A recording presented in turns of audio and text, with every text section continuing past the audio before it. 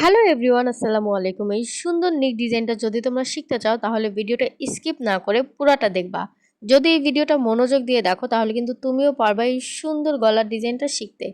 ভিডিওটা দেখে যদি তোমরা ভালো কিছু শিখতে পারো তাহলে অবশ্যই ভিডিওটা শেয়ার করে দিবে। আসলে এই কাজগুলো করতে প্রচুর ধৈর্যের প্রয়োজন। যাদের ধৈর্য নেই তারা কিন্তু এই কাজগুলো করতে পারে না, আর যাদের ধৈর্য আছে তারাই খুব সুন্দরভাবে ফিনিশিং দিয়ে এই কাজগুলো করতে পারে।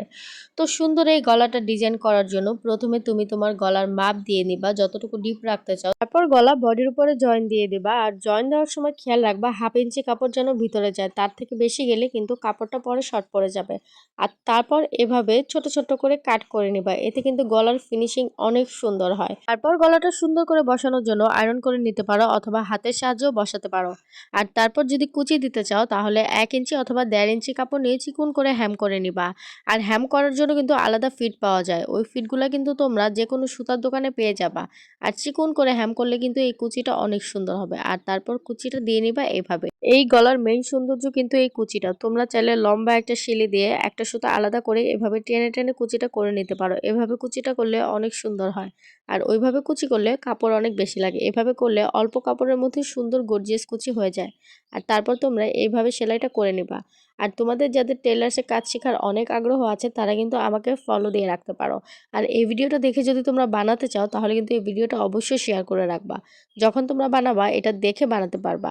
আর এখানে যেভাবে দেখানো হচ্ছে সেভাবে তোমরা বোতামের জন্য পট্টি করে নিবা। বোতামের এই পট্টিটা কিন্তু অনেকভাবে লাগানো যায়, কিন্তু এখানে যেভাবে দেখানো হচ্ছে এটা কিন্তু সবচেয়ে ইজি ওয়ে। এই টেকনিকটা ফলো করলে কিন্তু খুবই ইজি ভাবে আর খুবই তাড়াতাড়ি বোতাম পট্টিটা লাগানো যায়। তোমরা চাইলে এই ওয়েতে বোতাম পট্টিটা লাগাতে পারো।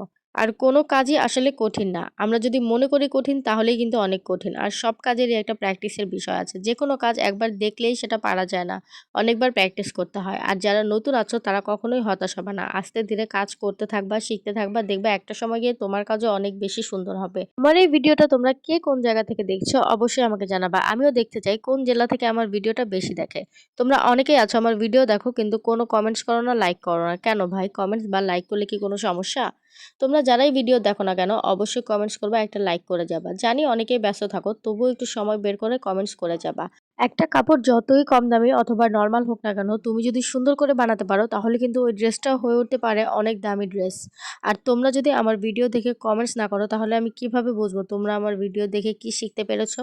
তোমরা যদি আমার ভিডিও দেখে কোনো কিছু শিখতে পারো অবশ্যই আমাকে কমেন্টস করে জানাবা। কমেন্টস করে জানালে আমিও জানতে পারবো তোমরা আমার ভিডিও দেখে উপকৃত হচ্ছ। আর এই ধরনের আরো সুন্দর সুন্দর ভিডিও পেতে কিন্তু তোমরা আমাকে ফলো দিয়ে রাখতে পারো। এই টাইপের ভিডিও দিতে আমার খুবই ভালো লাগে। তোমরা যদি সাপোর্ট করো আমি কিন্তু আরো অনেক ভিডিও দিব। Thank you.